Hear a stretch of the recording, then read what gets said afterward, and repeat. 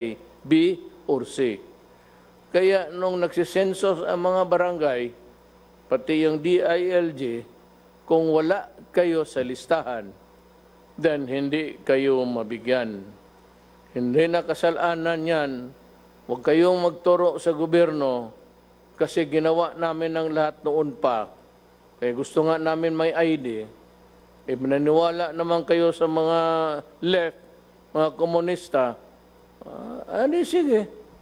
Doon kayo maniwala. May eleksyon na dadating. Doon kayo. Kasi mahaba pa to. Yan ang problema. So inaayos namin yan. Gusto ko lahat mabigyan. Ayaw kong may mamatay ni isang Pilipino na gutom. Kaya may another survey tayo. Madalian. Ang dapat yan barangay captain because that is your duty. Inyong duty yan and the mayors to determine sino yung hindi nasali sa listahan at mabigyan kaagad.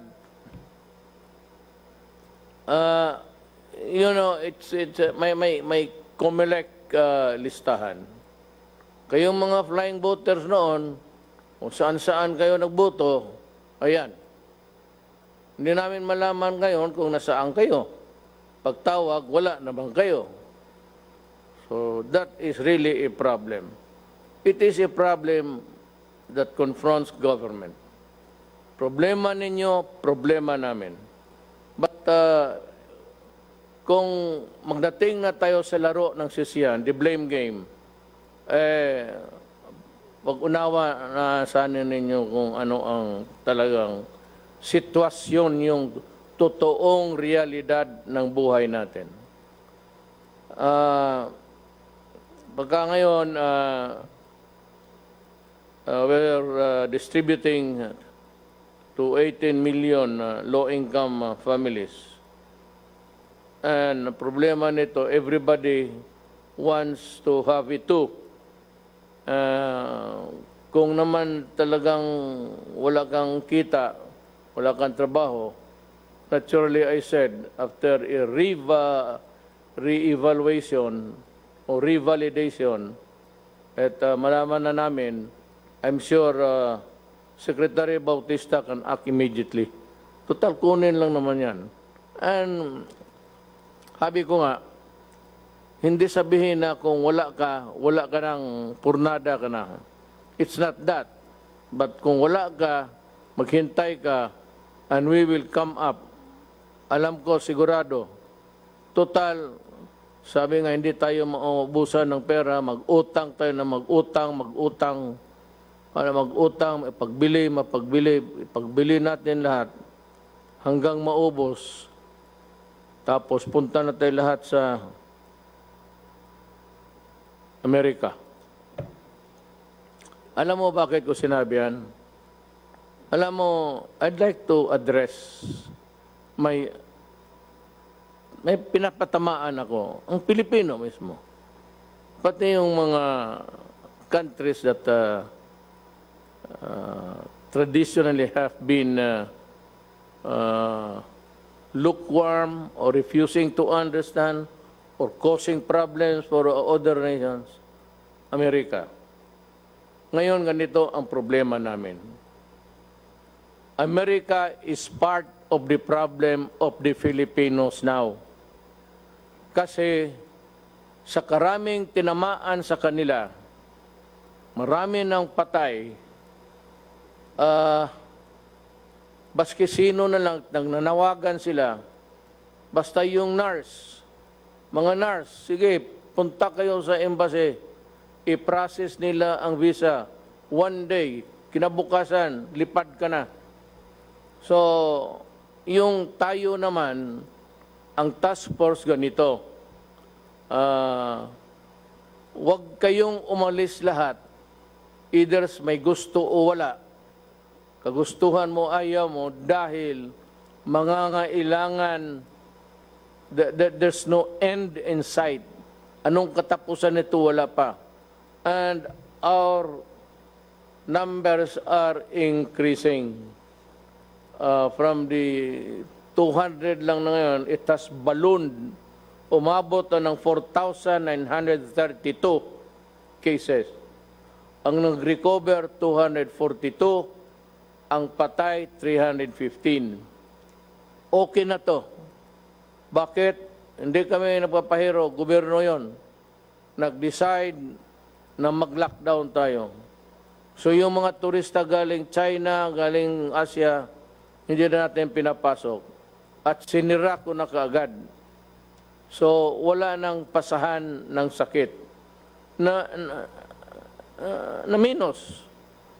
Nakita mo sa Philippines, tayo ngayon ang second. The Philippines has ang patay 315, Malaysia 76, Indonesia 373, Thailand 40, Singapore 8, Vietnam 0, Brunei 1, Cambodia 0, Myanmar 4, Laos 0. Yan ngayon. So, aya ko na sa ibang lugar. Ito, ASEAN lang to. Sa ibang lugar, libo na ang patay nila. And one day, America died about, nung isang araw, 1,000. Yesterday, 2,000. Today, yesterday. Araw yan. So, ngayon, nangangailangan kayo ng nurse. Express. Kami naman dito nakakabuhan kasi wala kaming pangbigay kasing laki. So, ang mga nurse natin, naintindihan ko yan eh. Self-preservation yan. So, kailangan magtrabaho sila. May trabaho ngayon sa Amerika. Di pupuntahan sila. Ang problema ito, itong Amerikano. You could have relied on your own human resource. Ibig sabihin, dapat kayo umasa sana sa sariling mga tao ninyo. Ngayon, kinakaltasan mo ang Pilipinas, pagdating ng panahon magkulang, sorry na lang tayo. But I cannot, hindi ko sinisisi. Hindi ako galit. Wala akong emotions actually about this. But kung gusto ninyong, kayong mga nurse na Pilipino, gusto niyo magsilbi sa ibang bayan, sa ibang tao, okay lang sa akin. Ito lang tandaan mo, pagdating ng panahon, kung maghirap kami, hindi natin alam ngayon, pa-increase ng increase. First wave ba ito? So, kayo na lang mag-intindi. Wala akong... Yung sinabi ni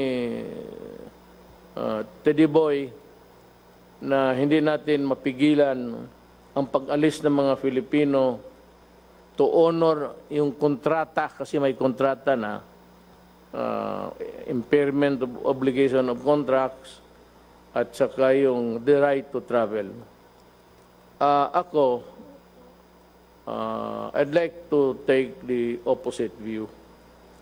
That itong ganito, sa ordinary times, talagang hindi kayo mapigilan.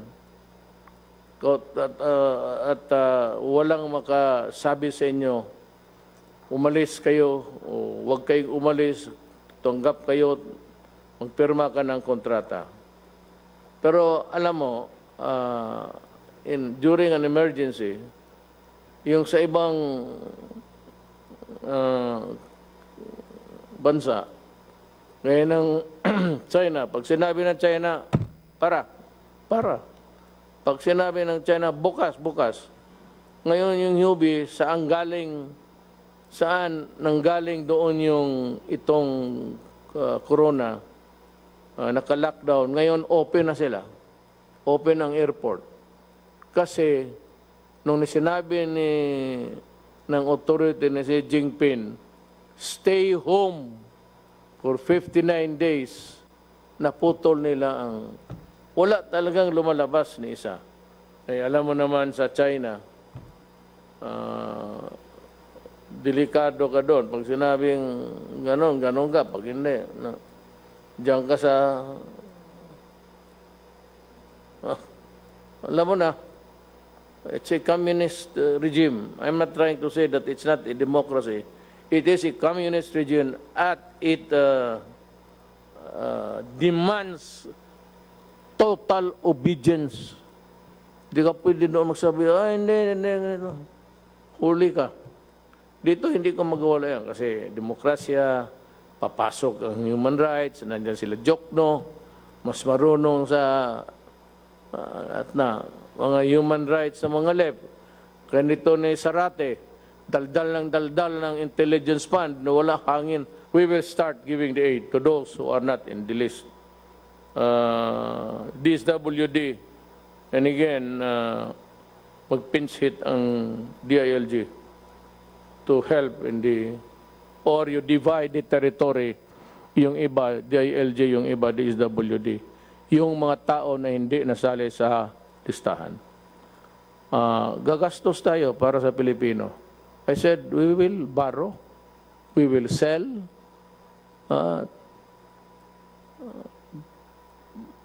pati sinong gusto yung Mount Apo, maganda yan. Iyon na yan, suluhin mo. May butas yan doon sa taas, pumasok ka. Maganda ang cave doon. Doon natatago yung mga NPS, sindihan ko yan. Yung sundalo, bubusan mo yan ng 5 drum, tapos sindihan mo.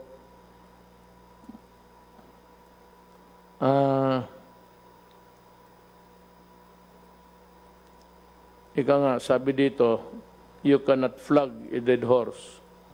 It meaning, paano papakainin yung kabayo kung patay na. So, hindi o kayo kabayo. Just an analogy.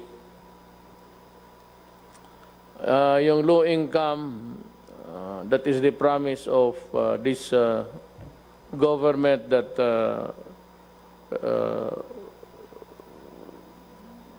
we will try to I would ask Secretary Sani to talk about this. Nauna lang ako kasi para maano ninyo. Tapos ito speech to. Hindi ako nag-i-speech ako pero istorya lang eh. Speech. Lalo tayong mamatay nito. May isa pa, yung discrimination ng mga health workers. Alam mo, pag tinamaan kayo ng COVID, didiretso kayo sa ospital, pagkagrabe na kayo. Sino nagsusugal ng buhay nila doon? Yung mga doktor pati yung health workers. Bakit ninyo total, paglabas niyan sa ospital, hoy mga gago, cleaned na yan sila. Naghugas na yan yung mga damit nila sino doon, hinubad na. Hubad lahat, walang naiwan. Panibago. So wag ninyong i-discriminate yan. I'd like to order the police. If there's a report of somebody harassing or facing a discriminatory act, you arrest the person.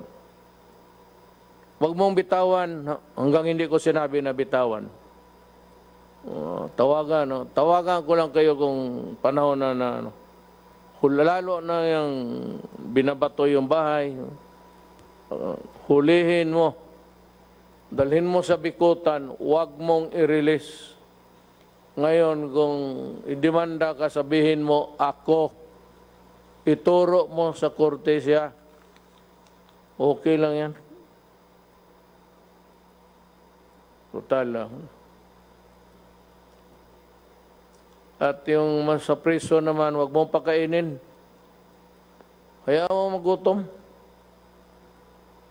Titigas ng ulo ninyo. Yung mga tao, nagsusugal na buhay, naghihirap, tapos ganunin ninyo. Kung ganun, huwag kayo magpa-hospital. At kayo naman mga health workers, Kung nakita ninyo yung tao nagbato ng bahay ninyo, nandoon sa ospital ninyo, alam mo na. Alam mo na kung anong gawin mo.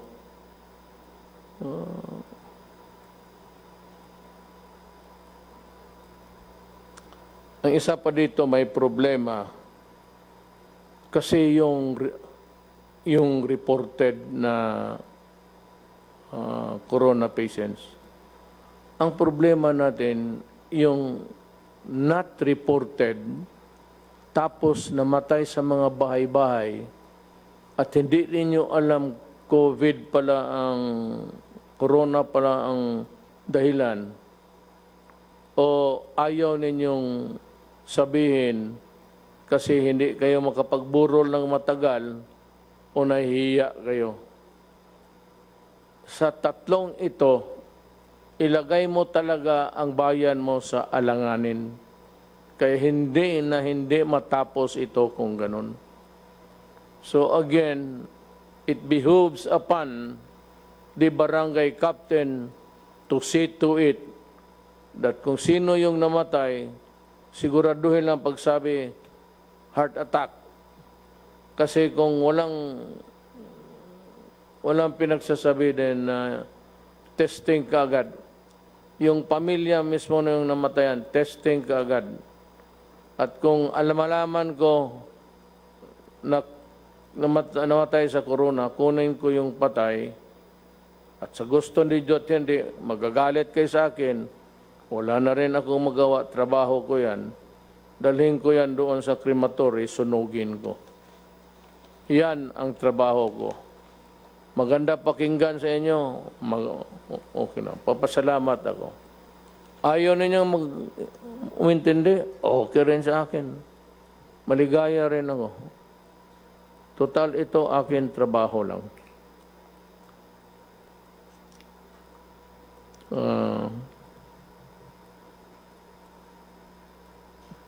Yan siyang cruelty.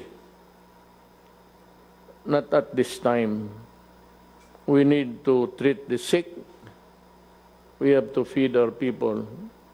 And we need the frontliners, nurses, doctor, lahat, health workers, na kapagtrabaho na may kooperasyon sa inyo. Sabihin ko sa inyo, hulihin kayo, dalhin kayo sa bikutan, at huwag i-release. Hanggang ngayon hindi matapos ang COVID. Bahala kayo sa buhay ninyo. Hiningi ninyo eh. Nang itong pagkukulang, may mga medisina kasi, o yung mga kits, testing kits, na kailangan natin. Maybe Joy Concepcion will explain it to us. Tanggalin mo lang yung kanang mamatay, mayaman ka naman. Maraming pera. Mr. President, so... Sandali, tapusin ko lang itong, kunti na lang. Itong namatay, na hindi tinanggap ng 6 na hospital. I don't know if this is true. For example, there is a patient in the city of Cabanatuan who was refused admission by 6 hospitals.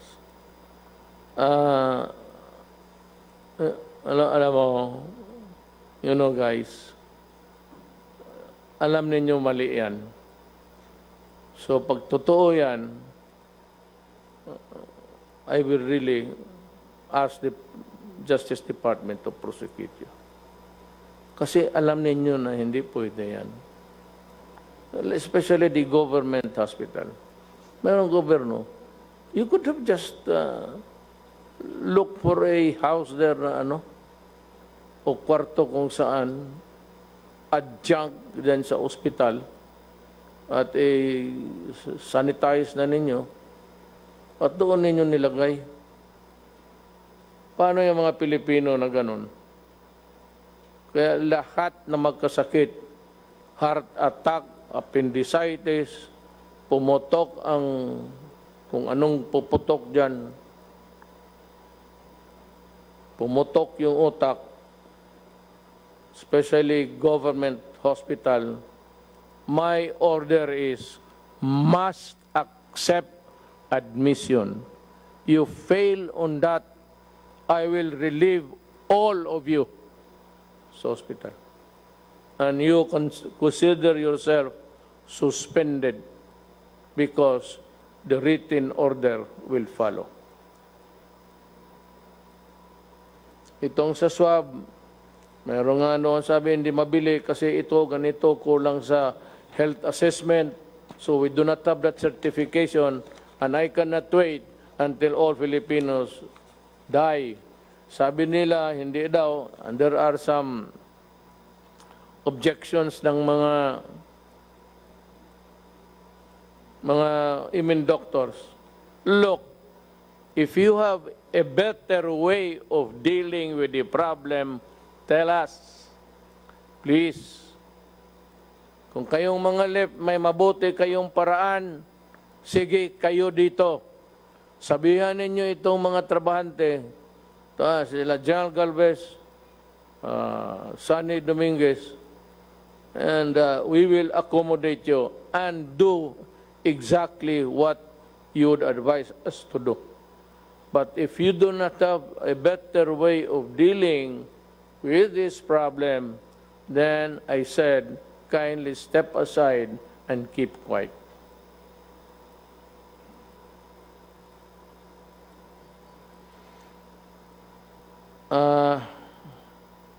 Just like in other countries, yung iba na sumunod talaga, kagaya ng Korea, yung may disiplina na bayan, alam mo, medyo humina sila. Pero sa Amerika, kasi maraming hindi rin sumusunod, at Pilipinas, hindi tayo bumaba. Tumaas tayo from a few hundred to 1,000 now, 4,932 as of 4 p.m. today. Ngayon, April 13 at 4 p.m. The record stands like this.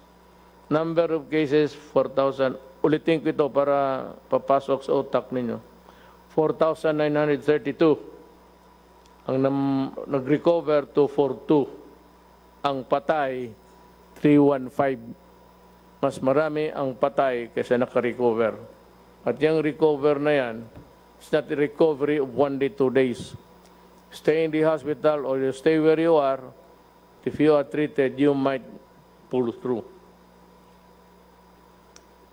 Hindi na nahinto ito kasi baski kaya ako na late kami. Yung expert ng mga taga WHO, hindi talaga ito maputol. Maganda pa naman sana ang record ng Pilipinas because naka-lockdown tayo on time. Nasira natin yung pinto bago pumasok yung mga aswang. Pero may pumupuslit yung sumusugal, pupunta na magsugal, mag-inom o kaya sa palengke. There seems to be a lack of uniformity in the matter of enforcing the distance rule, yung social distancing.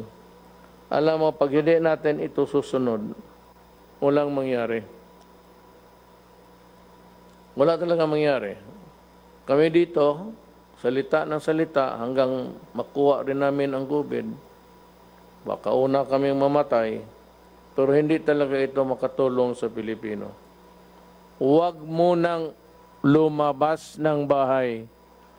Ang buong mundo, pera sa China, doon si Hubei, doon nag-umpisa yung Hubei, nag-umpisa yung kuwan. Ngayon, ayos na sila.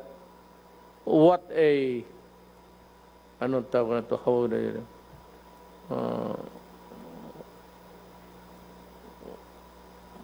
napakaano na what an irony. Galing sila sa kanila tapos sila ang nauna nag-open, okay na sila. Ganito yan ha. Patapos na ako. Tapos Joy,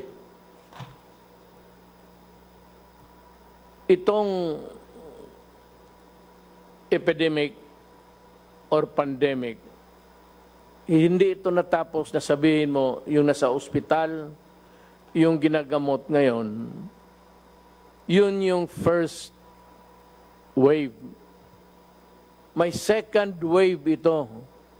Yung mga tao nung kakakahawa lang o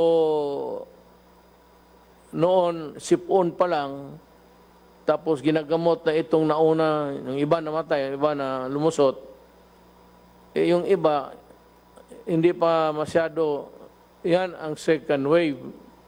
Tapos kung naubos na yan, mayroon pa talang third wave. Ganito na lang, para maintindihan ninyo.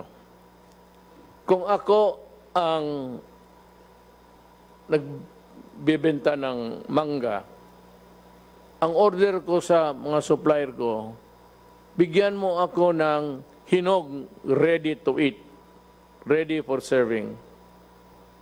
Tapos, bigyan mo rin ako yung hindi masyado hinog, yung green, yellow. Kasi pag natapos na ito, itong mga hinog na to, within 2-3 days, mahinog na rin ito, yun ang ipapasok, yun ang second. Ang third, yun yung mangga na talagang green pa. Wala pang yellow, walang kulay pa. Ito yung third wave.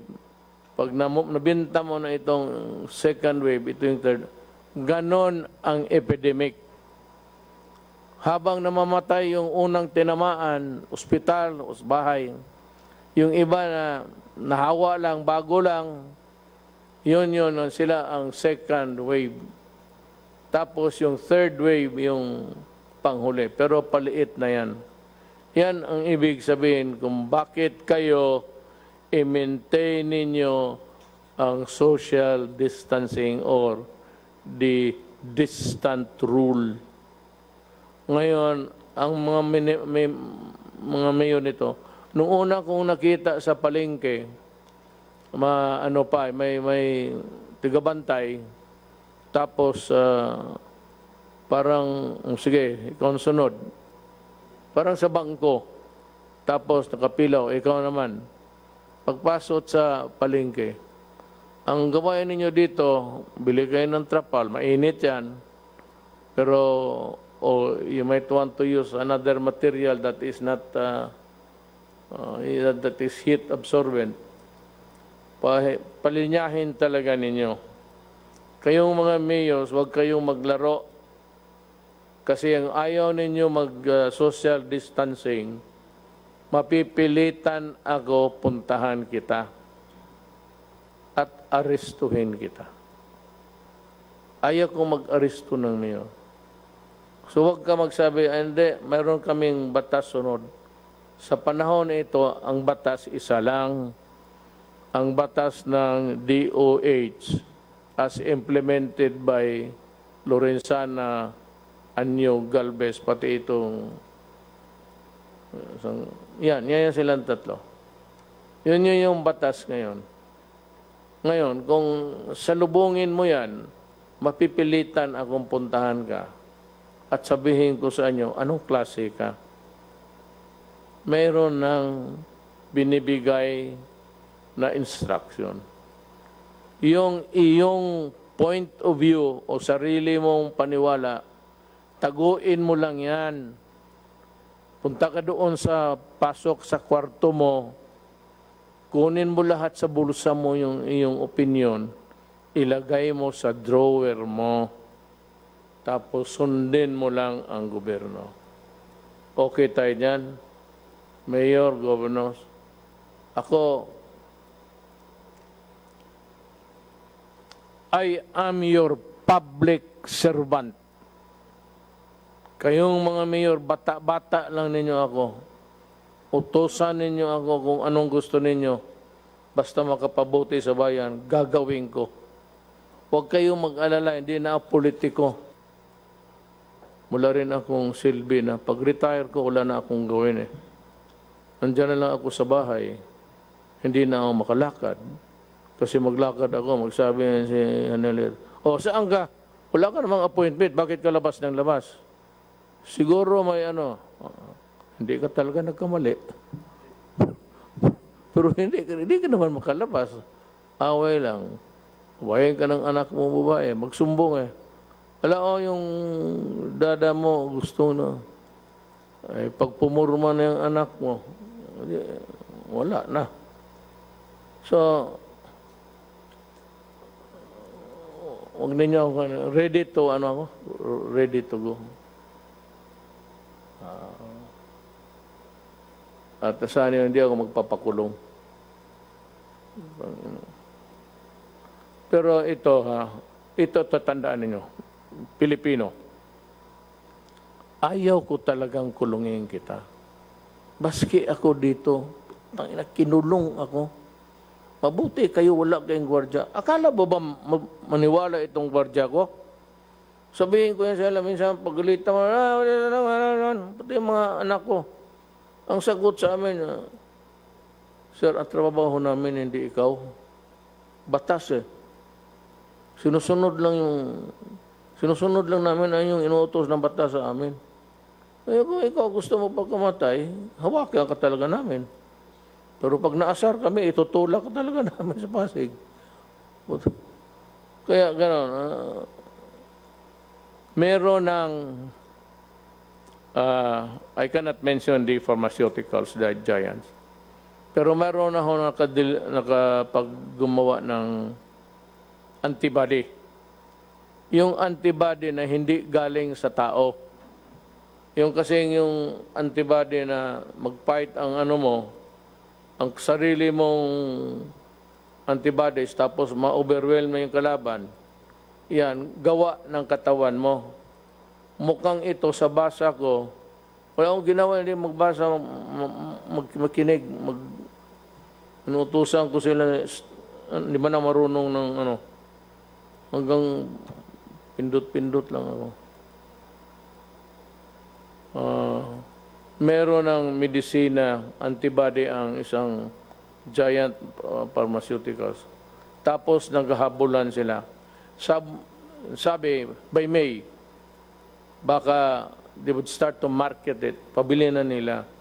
Ang problema, sabi nga ni, we are on the last ladder. Ang muna niyan yung mga mayaman na, kasi marami yan kailangan. So as fast as they can really manufacture or farm out the product, just retain the copyright para magtulungan sila.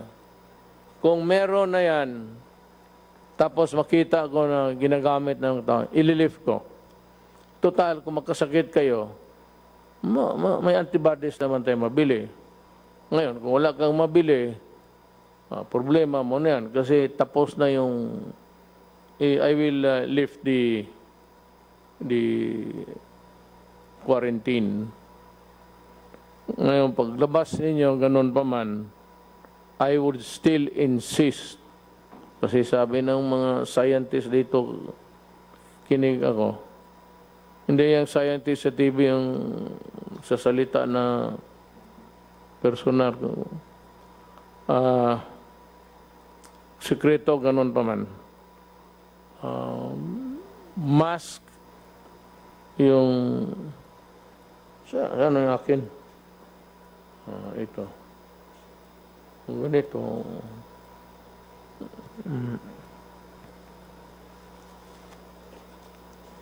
Mask, alcohol, pati maghugas. Hindi na yung sabon na ordinaryo. Basta soap and water. Okay na yan. Alam mo, pag nagsama lang tayo, kaya natin ito. Kunting panahon na lang. Alam ko, igit na kayo na makalabas. Pag lumabas lang itong antibody na gawa nila sa labas, parang inumin mo, parang kung baga sa bakterya pa, antibiotic, sisirain niya.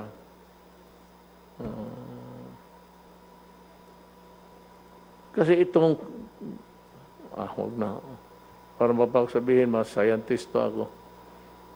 The nature of a COVID, gusto ko sanang baka sabihin ninyo, baka di ka naman doktor.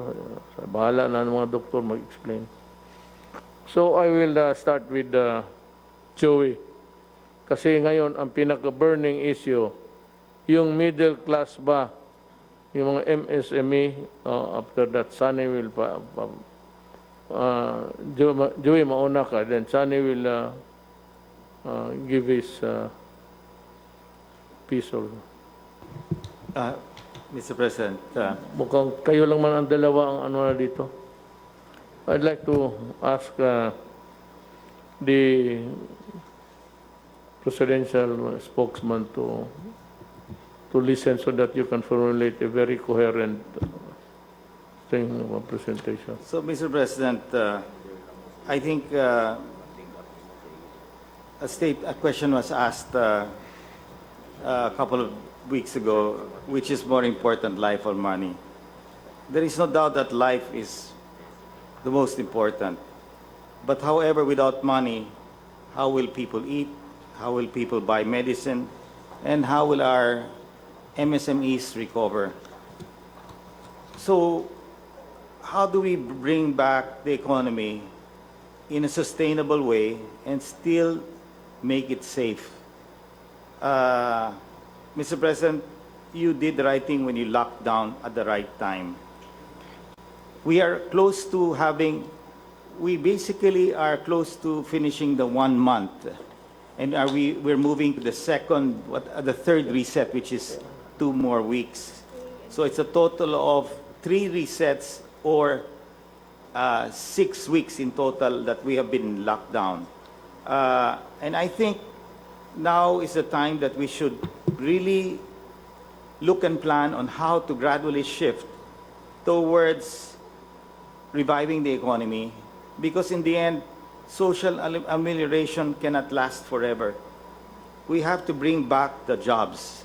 For confidence to be brought back, I think they have to see that our numbers of the number of people getting infected are starting to taper off and go down. And I believe that with that and with the assurance that we in government are really on top of the situation and finding all means to really help every Filipino worker out there, I think we will win this war. And I'm sure that with our 3 veteran generals who are now implementing this whole execution, and I believe that in the end, you can have a great plan, but in the end, the key is really execution. So I'm confident that Secretary Galvez is leading this role, and I think he definitely has the full private sector support. The donations from the private support has been quite immense. And we are still there, because in the end, if we don't bring back the economy, then many of our Filipino brothers will suffer. And that's our goal, to really push hard. And I think in the end, Mr. President, with your leadership and your gut feel, I think we will succeed. Thank you, Joy. I hope I'll have the time to review your suggestions, then come up with something which we can convey to you maybe in 2 days' time. Now we would like to ask Sunny, Secretary Dominguez. He has a lot for you. You just listen. Itong Thank you very much, Mr. President. First of all, thank you for, again, being very decisive and protecting the Filipino people against this COVID. I had a meeting with the World Bank a few days ago, and they said that your decisiveness in first reducing the number of people coming into the Philippines in February, and then in March, followed up by the lockdown, probably has saved 100,000 lives in the Philippines. So again, thank you for being so decisive. This is the trade. This is the real trade-off. How many people are going to get sick and how many people are going to die? So, I said this is just the first pass. It took us 2 weeks to get this thing done. I asked the private sector to do it because they have actuaries, they have access to data, but they have not come out with it. So I'm not saying this is the final, I'm just saying this is the beginning of a discussion. Good evening po, Mr. President, Senator Yes, sir. Go, and cabinet members. This will just be very quick. So the proposal is we provide small businesses with a wage subsidy. And I will just discuss quickly the rationale, background, the proposal, key features, and what else we are proposing to help them with.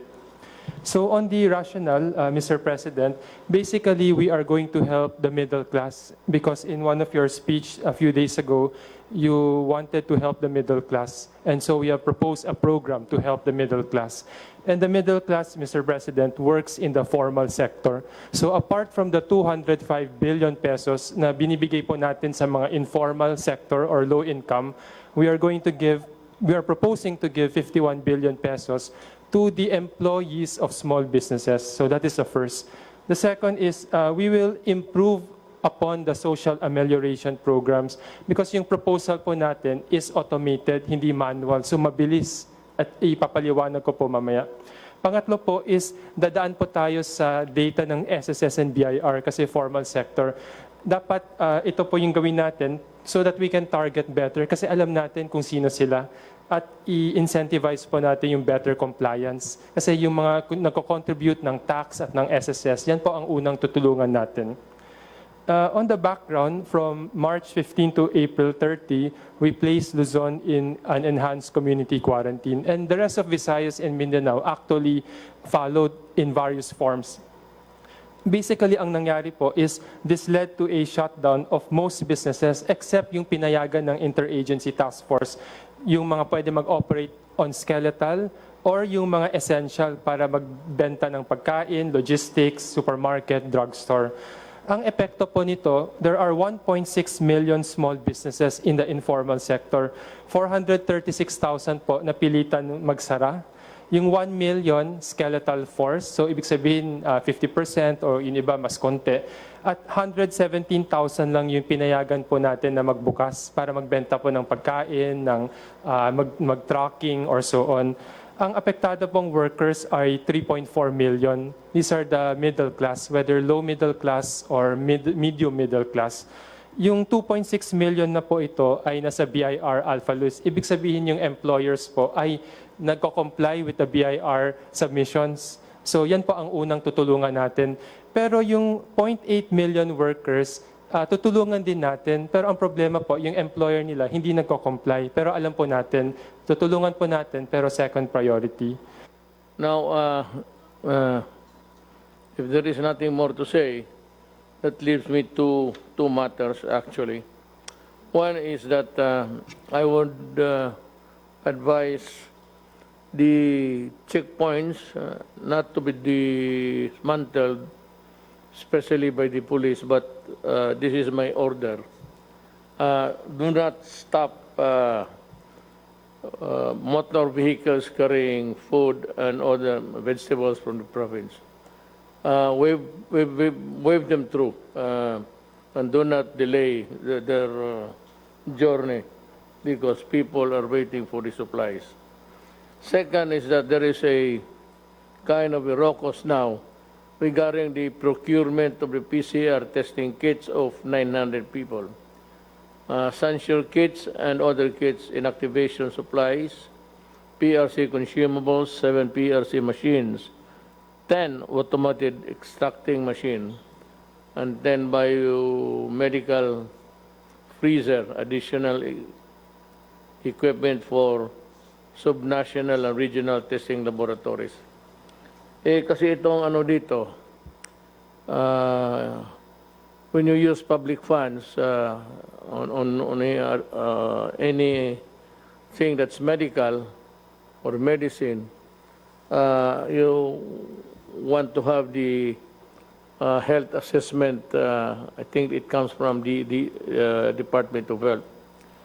But unfortunately, until now, they're still debating on the efficacy of the rapid test we would like to buy. Alam mo, there is no FDA ruling yet because they cannot act on it without the assessment, health assessment of maybe the entire country before they would act on it, ang FDA, which I can understand.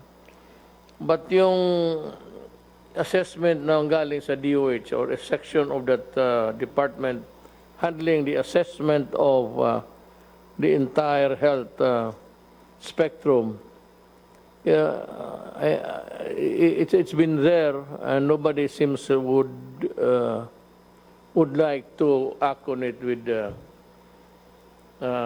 in a jiffy. Parang ano pa sila, dalaw-dalawang isip. And there's a rule that we cannot use public funds to buy medical supplies, medicines, without the FDA signal. So there's a hostage yung mga rapid tests we would like to buy. I will take the risk. I will order the health department and everybody. In the meantime, private sector is doing it. Maybe we can take over someday or do it all together with your help. I am clearing the way by ordering the purchase. Total, walang FDA local. But what we are trying to buy outside is approved by the FDA United States of America. So in a sense that almost all of what we eat by products of all sorts, pagka meron ng FDA approved, there's in the box FDA and galing Amerika, kumpante naman tayo niyan. As a matter of fact, I do not really believe that they would do more testing. Ganoon lang yan. So, pagka walang yung assessment galing doon sa baba sa DOH, hindi natin mabili. I'm clearing the way. I will ask Secretary Duque to talk to the people in charge, si Secretary Galvez, and they can proceed to buy it immediately, as fast as you can really do the procurement at this time. Take note of the fact that we are all in this, the entire world. We might not have the supply. And also my fear that kung nandyan yung antibody, of course the rich nations will get it first before we can. And that I placed a condition there na kung nandyan na yung antibody available na sa market dito and that's being sold in quantity, in numbers, then I'm inclined to maybe at that time lift the lockdown. Yes, Secretary Nograles. Mr. President, we might have a solution to the problem. Yung limitation po natin is because of the Universal Health Care Law. And the Universal Health Care Law specifically provides na yung DOH and PhilHealth cannot procure unless may approval ng HTA Council. Ito yung HTAC, yung Health Technology Assessment Council. But nothing will preclude, Mr. President, any other agency from purchasing. So, hindi lang pwede ang DOH at PhilHealth, but because we're in the state of calamity, OCD can purchase. So, tama yung sabi mo, sir, na si Secretary Galvez and OCD can do the purchase. Or PSDBM, sir. Basta wag lang DOH PhilHealth, but PSDBM can do the purchasing or the OCD, sir.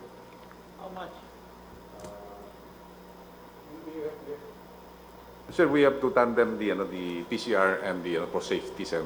So we will if we will buy 900,000 actually sir 40,000 kits of Sansure can already test 900,000. So if we will test 900,000, the rapid test should be more or less twice as the PCR. So the PCR that we will be buying worth 3.3 billion to include all the capacitation of more or less 28 nationwide accredited civilian and private government hospitals, because we believe in your briefing.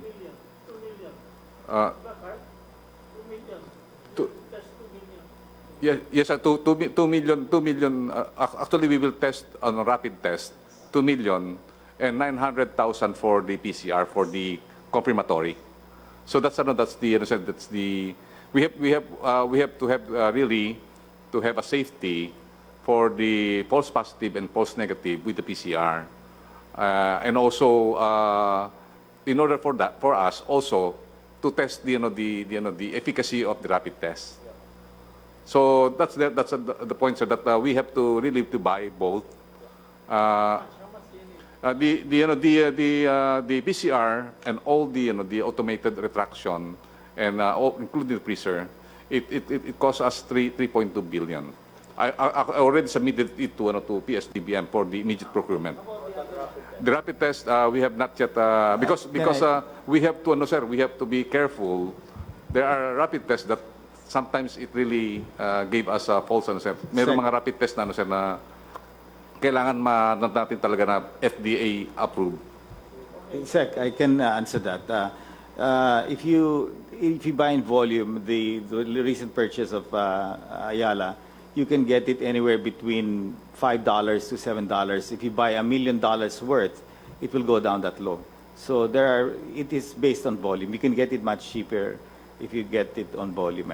There's one FDA brand that was purchased recently by Ayala. But you have to buy a bigger quantity. I asked DTI to canvass all the different rapid tests, IgG and IgM. They have a list there, and I can have them send it to you. But the price goes down if it's really in a big volume. Well, I said you can go ahead and buy it immediately. You have my clearance. Okay. So there you are. Sana na napaintindi ko sa mga kababayan natin kung ano ang ginagawa natin and what are the things that we intend to do in the future. This corona is it's a wild card sa health ng tao. So we do not know how this will end, when, but for lack of a better way of protecting the people, that is except by asking you to go inside your houses, with my assurance that when the antibody that's being, I said, it has passed the medical tests o yung clinical test nila, it's ready to be sold by May. Kung makita ko nandyan at magkaroon tayo ng supply, then I am ready to live. Kasi wala talagang vaccine. It might come, it might not. But itong antibody, which has been manufactured outside of the human body, parang killer ito na just like the antibiotic. Talagang bibirahin niya yung bacteria. Ito naman yung virus, yung katawan lang natin. But, for whatever it is really worth, we have to thank these guys for coming up, and whether the efficacy is really sort of hangs in the balance. But with the assurance that they have tested it medically, I am sure that we're able to come up with something, buy it, and if I think that it is really there for good and can help people, then I am ready, I said, to lift the lockdown. Rolly, as wala ka namang problema, Rol. Everything is smooth. I said, the middle class, your patience, yung hindi nakakain, I give it to the barangay captains and the mayors to supervise and look for those guys who are there in the periphery of the barangay, not exactly inside, and that is why maybe they were not included in the listing. Look for those guys in the periphery or distancia. Sometimes you have to walk about 5 or 10, no, not really 10, 5 or about 2 kilometers sa bukid. That is the average between one house to another. We have to reach out to them, and this can only be done if the mayor, municipal or city orders it, and the barangay captains follow the order. Then we would have shortened everything, as explained by Mr. Concepcion, Joey. Things might go all right for this country. So I'd like to thank everybody, and if you still have some,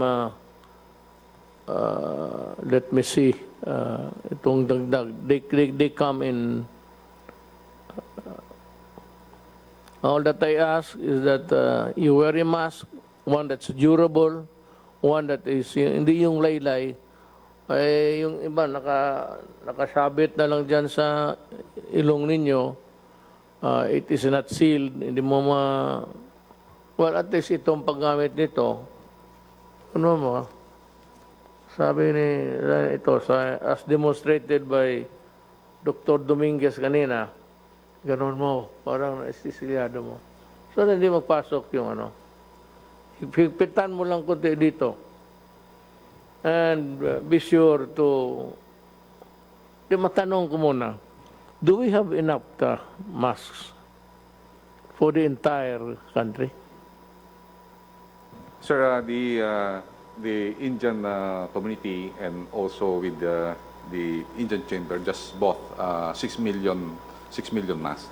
And I believe when they donated to us 150,000 masks, they are planning to buy it again to China. So they already distributed it. Yeah, see, Rex Daniari is planning to bring, he bought 2 planes, he's looking at bringing another plane.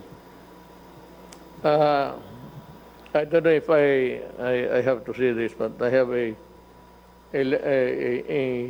sort of a note from President Xi Jinping expressing his full support for us at this time, and citing what we did to help China, and of course to erase the, not really erase, but to counter the malign that they were suffering at this stage.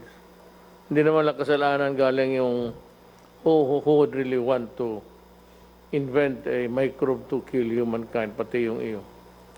So he says that they are ready, and I would like to thank President Xi Jinping for his support. At kung galing lang China, wala kayong problema. I think we can have the priority anytime. It's in the other countries producing the antibody. But if China catches up with them, the okay na.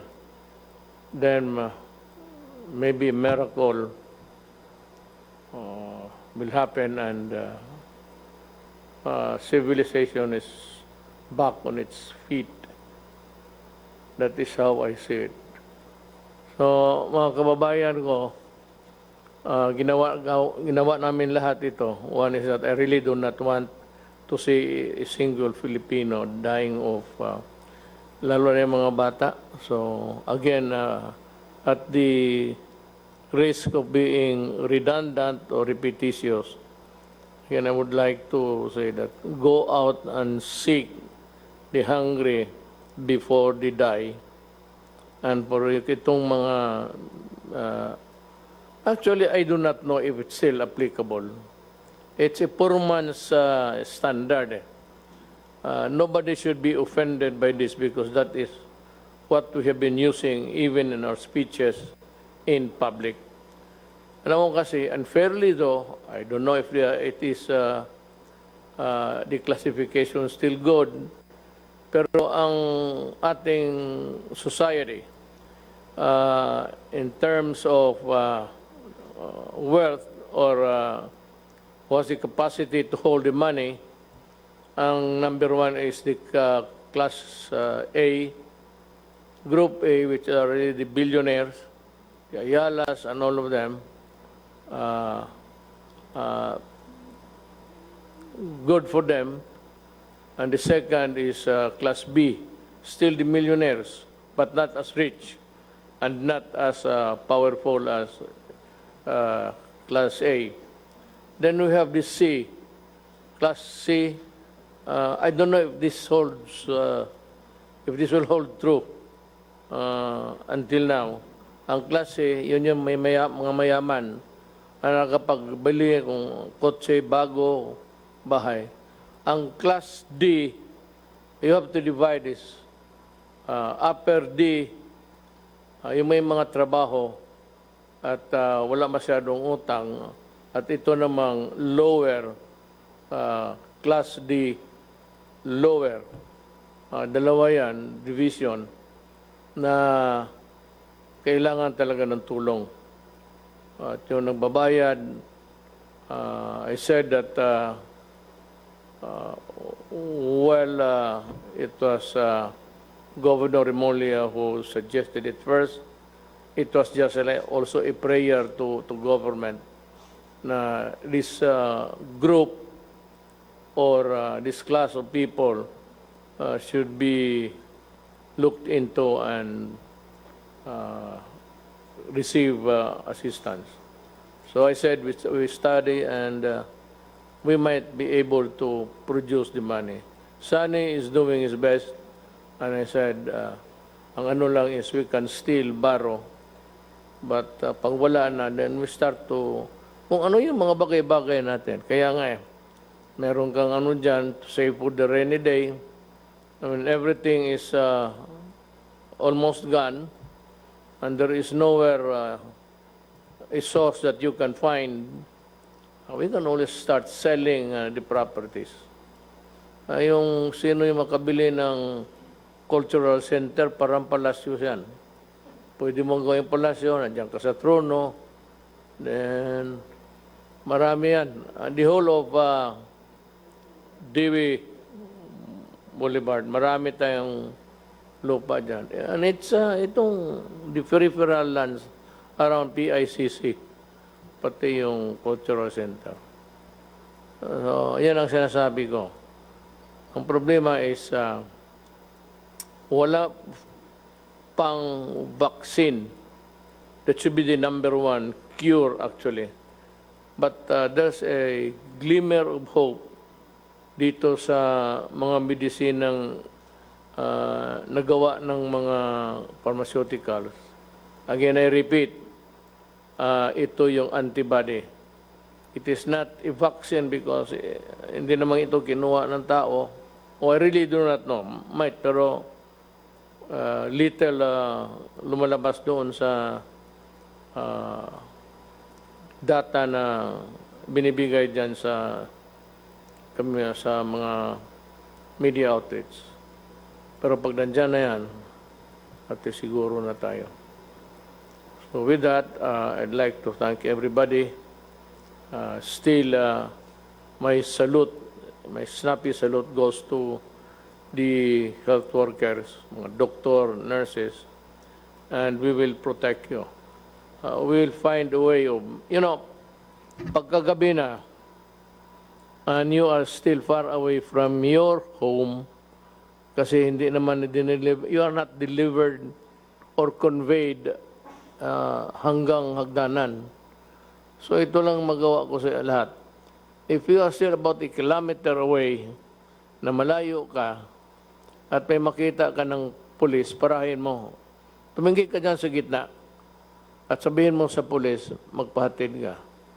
So, the PNP is put on notice that kung yung mga ganon, hindi naman standard, there are few public motor vehicles running at saka yung may mga franchises, most of them are also inside their houses or has taken off for a vacation.